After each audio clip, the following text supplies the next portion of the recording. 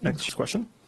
Hi, Justin Brake, The Independent. Mr. Trudeau, no doubt this is a very positive announcement in the fact that there are going to be a lot of students in this province and eventually around Canada who won't be hungry at school during the day. I know that there are a lot of students and parents and teachers and a lot of people across the country who are wondering why, given the compassion we have for our own children here, the Canadian government remains complicit in the slaughter of civilians, including children and students in Palestine. What do you say to all the students who are watching, wondering why Canada hasn't done more to end that violence? We have been calling for a ceasefire since December. We need to see an end to the violence. We need to see a return of the hostages. We need to see Hamas lay down its arms and stop using Palestinian children and civilians as shields. We need to see the Israeli government abide by international law and rules.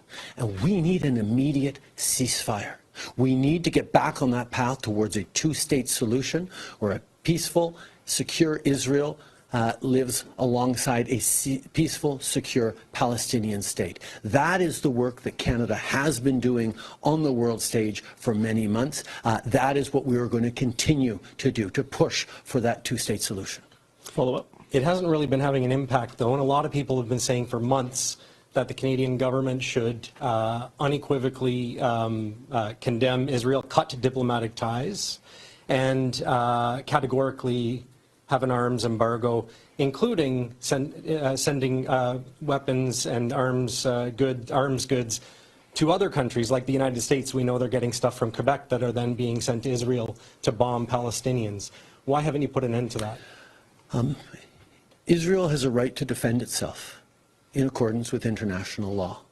On October 7th of last year, they lived through one of the most horrific terrorist attacks in history. And we need to continue to stand for peace, for Israelis, for Palestinians in the region long into the future. That's why we're calling on Hamas to lay down its arms. That's why we're calling for Israel to abide by international law. That's why we're calling for an immediate ceasefire so that we can get massive amounts of humanitarian aid to end the ongoing tragedies that are happening in Gaza right now.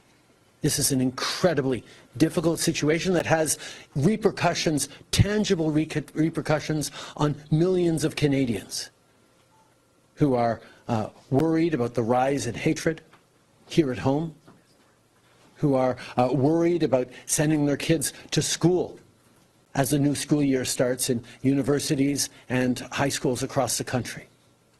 We need to remember who we are as Canadians, which is fighting for our values of peace, openness, and understanding, putting aside the hate, and being committed to a peaceful future in the Middle East where a secure Israel lives alongside a secure and internationally recognized Palestinian state.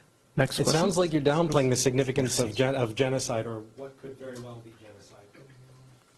Thank you. You don't want to speak to the genocide piece? Next question. You got two questions. There's a whole bunch of other journalists. I look forward to hearing from them as well. Thank you.